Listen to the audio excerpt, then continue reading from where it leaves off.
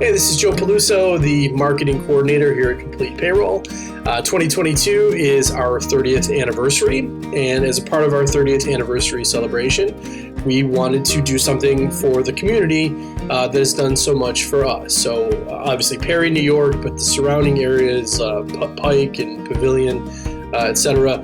And so we wanted to sort of pick something back up that we had to put down for a couple of years due to COVID, which is we are hosting a blood drive.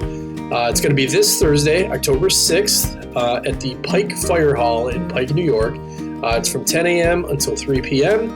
Anybody in the community can sign up, and we encourage that you do so. So we're teaming up with the Pike Fire Department, who is hosting us, and of course with the American Red Cross, who is helping us to organize this whole event. And I was very lucky to be able to get some time with our coordinator, Cate Orr, who has been helping us put this whole thing together.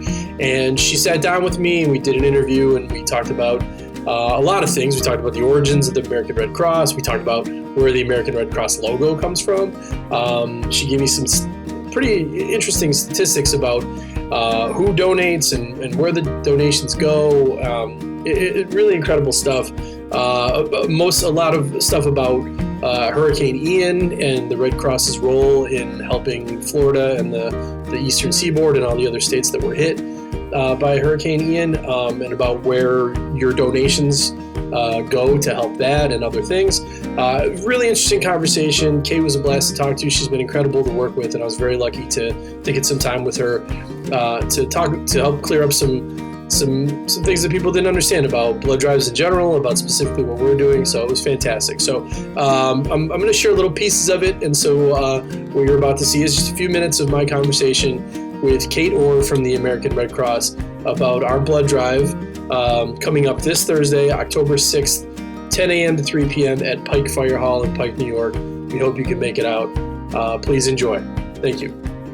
Okay, so obviously, right, as we're recording this, the Florida for sure, the Eastern Seaboard is, recovering from a pretty severe disaster. It was a hurricane twice, and it was a tropical storm, Ian.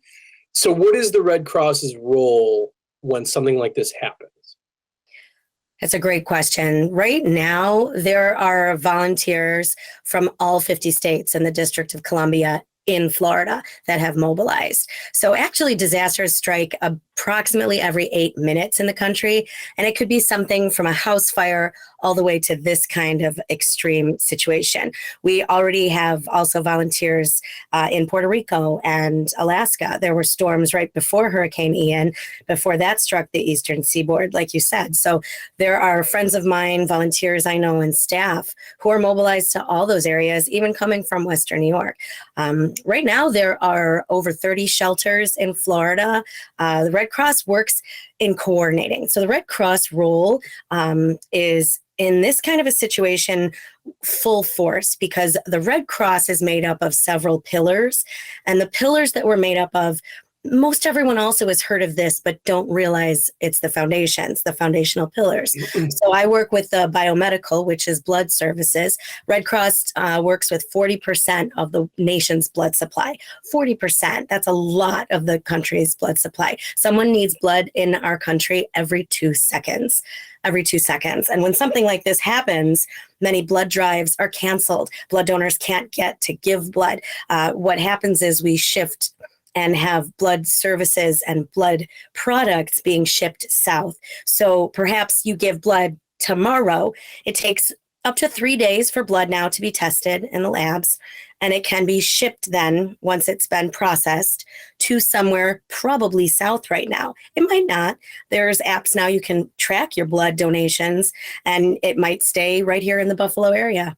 It might go to Syracuse. My last blood donation I gave in August went to Washington, D.C. So what happens in a situation like this is the blood services and the supply is shifted south. So maybe your blood supply would have stayed into the Syracuse or Rochester area a few weeks ago, but now it'll be sent to Pennsylvania or sent to Virginia, because blood products from those locations will be sent further south, because the products are shelf stable only so many days. And so that's why we're looking for platelets and blood donations, because of the shelf life and the necessity for blood donations. I could talk for a long time about this, but anyway, the blood services is a major pillar, but this kind of situation is fullest force in our disaster relief and humanitarian pillar, which takes care of so much supporting of not just the immediate preparations, but it's preparing for disaster, responding to disaster, and then recovering. The recovery from this is going to take months, if not years, for some folks. Hospitals that were closed, other things like that, that we don't always think about when we see the catastrophe on the news, or we hear about sailboats smashing into buildings, and we hear of the loss of life. And so those kinds of situations we're working with, and we have thousands and thousands of volunteers giving out meals, coordinating. Like I said, we are so experienced and seasoned for decades and decades of coordinating efforts. So obviously there's a lot of organizations, some of the people listening to this will be connected with church organizations, Lions clubs, assisting with maybe wheelchairs, food preparations, other kinds of things that we can assist and coordinate on a massive scale across statewide, across the Eastern Seaboard, like you said. The other two main pillars of the Red Cross would be service to the armed forces, which a lot of folks aren't aware of, but that was the origins of the Red Cross, in serving military families and serving veterans and assisting them on bases or afterwards. And then also life skills. A lot of folks have taken CPR classes, or maybe AED or lifeguarding classes. And those are another pillar of preparations, and preparedness is so critical to have things like first aid kits in your home to know what to do in case of a storm. Most people knew this was coming, so there was a lot of preparedness going into it. So this is hurricane season, and we know it, but this is one of the worst that we have seen in any time recent. And it's probably, they're saying, the biggest hitting of upwards of $50 billion in damages. It's pretty remarkable. Man.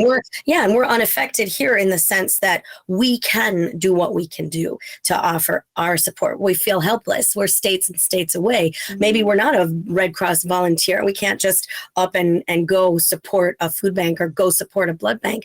But from our backyard, we can help. All right, Kate, thank you so much for doing this, and for all your help so far with the drive that we're doing this Thursday. Again, it's at Pike Fire Hall in Pike, New York, 10 a.m. to 3 p.m. There'll be information wherever you're looking at this. There'll be links and maps and everything else like that. Kate, you're gonna be there, right? So if I get to meet you, I'm excited to meet you in person and see how short you actually are. I did not embellish that. And I'm excited to work with you. I like what you were saying about what is it? Make more birthdays, or? Absolutely. Yeah. It's about sharing life as much as saving lives, and have more birthdays. More and more people deserve more birthdays. That's it. We're gonna help preserve more birthdays. Payroll country is we show up for stuff like this, and so a blood drive is kind of a no-brainer. We've done it before. We did one we did one in the last in-person one we did, obviously, was pre-pandemic. So we're excited to do another one in person again, and I'll be out there. A lot of our staff will be out there intermittently, and it's gonna be great. We're very excited about it. And again, thank you again for taking time to just sort of answer some common questions. I thought it might be nice to sort of address a lot of the issues that